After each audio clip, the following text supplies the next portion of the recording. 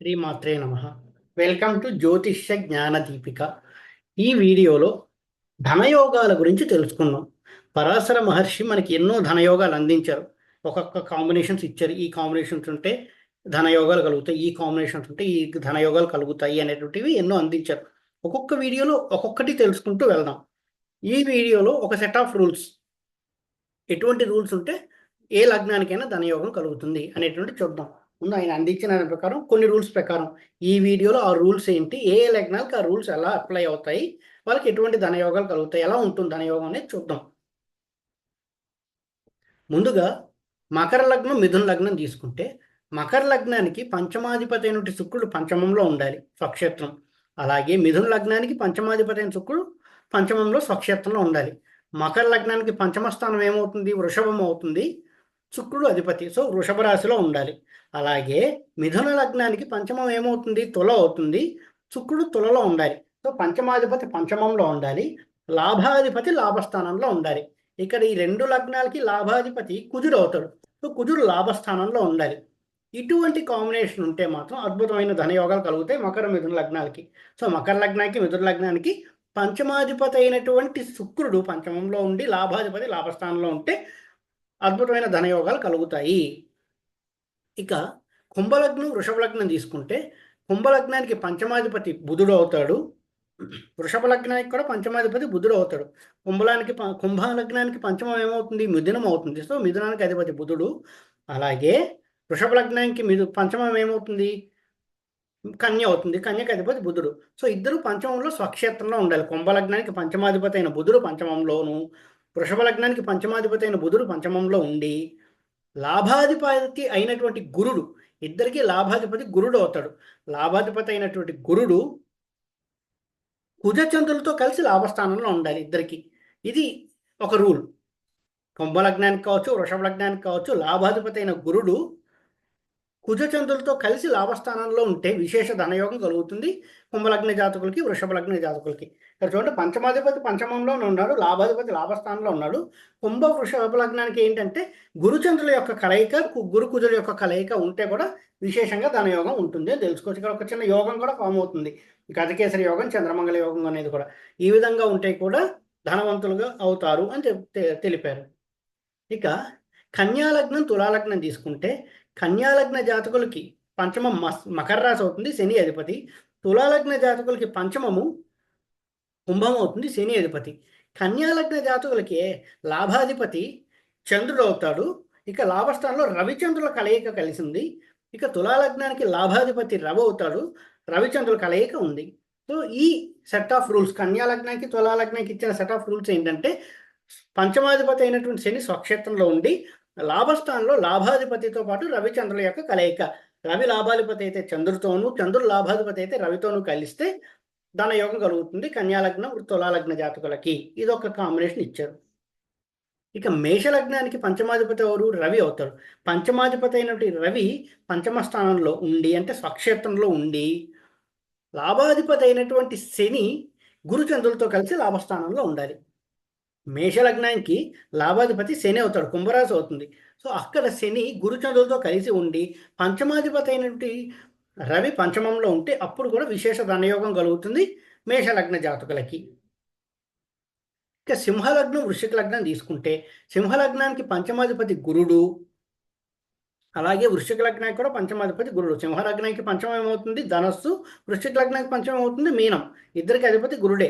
పంచమాధిపతి పంచమంలో ఉండి సింహలగ్నానికి కావచ్చు, వృశ్చిక లగ్నానికి కావచ్చు లాభాధిపతి అయిన బుధుడు లాభస్థానంలో ఉండాలి. ఇక్కడ చూసామంటే లాభాధిపతి ఒకళ్ళకి మిథునం అయితే ఇంకొక కన్య అయ్యాడు.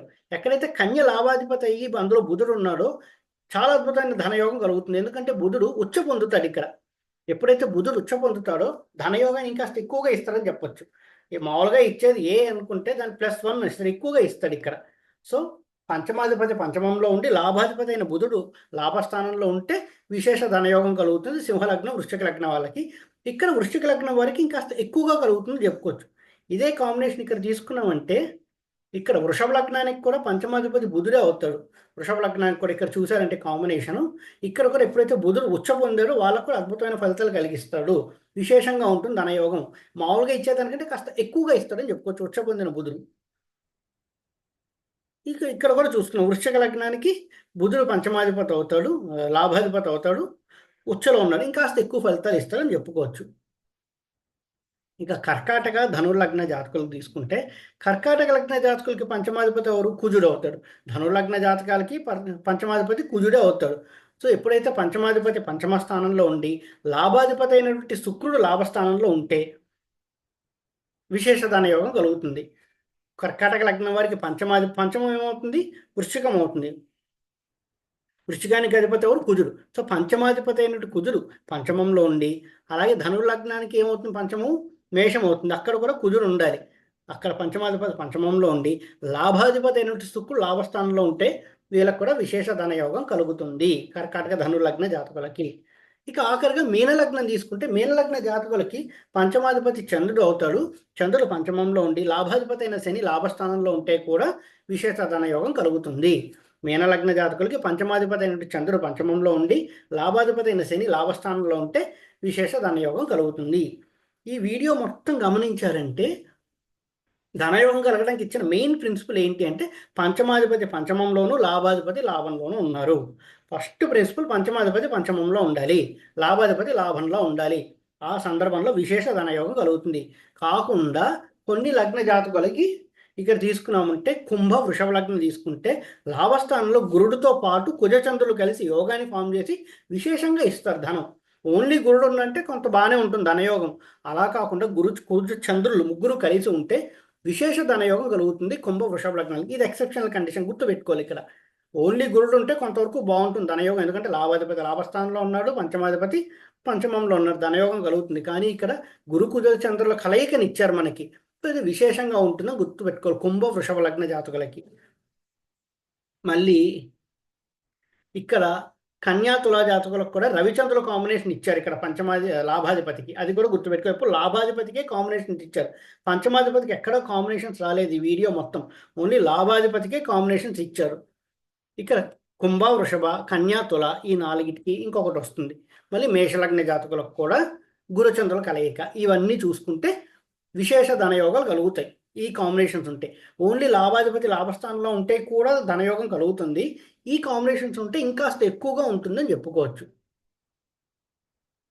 ఇక మెయిన్గా ఈ వీడియో చూసుకుంటే ఏంటి, పంచమాధిపతి పంచమంలో ఉండాలి, లాభాధిపతి లాభంలో ఉండాలి. కుంభ వృషభ లగ్నాలకి, కన్య తులా లగ్నాలకి, కర్కాటక లగ్నానికి కొంత ఒక కాంబినేషన్స్ ఇచ్చారు, గురువు కుజ చంద్రులు అనేసి. అవి గుర్తుపెట్టుకుంటే విశేషంగా ఉంటుంది. అది మినహాయిస్తే పంచమాధిపతి పంచమంలో, లాభాధిపతి లాభస్థానంలో ఉంటే విశేష ధనయోగం కలుగుతుంది. ఈ వీడియో కనుక మీకు నచ్చినట్టయితే లైక్ చేయండి, మీ ఫ్రెండ్స్ అందరితో షేర్ చేయండి. మరిన్ని వీడియో నోటిఫికేషన్స్ కోసం మా ఛానల్ సబ్స్క్రైబ్ చేసుకోండి. ఎవరైతే జ్యోతిష్యం చెప్పించుకోవాలి అనుకుంటున్నారో వాళ్ళ కింద కనిపిస్తున్న నెంబర్కి నన్ను వాట్సాప్ ద్వారా కాంటాక్ట్ చేయండి. ఎవరైతే జ్యోతిష్యం నేర్చుకోవాలనుకుంటున్నారో వాళ్ళు కూడా ఈ కింద కనిపిస్తున్న నెంబర్కి వాట్సాప్ ద్వారా నన్ను కాంటాక్ట్ చేయండి. జ్యోతిష్యం కావచ్చు, నేర్చుకోవడం కావచ్చు, ఆన్లైన్లోనే కన్సల్టేషన్స్ తీసుకోవడం జరుగుతుంది. ఓం నమో నారాయణ.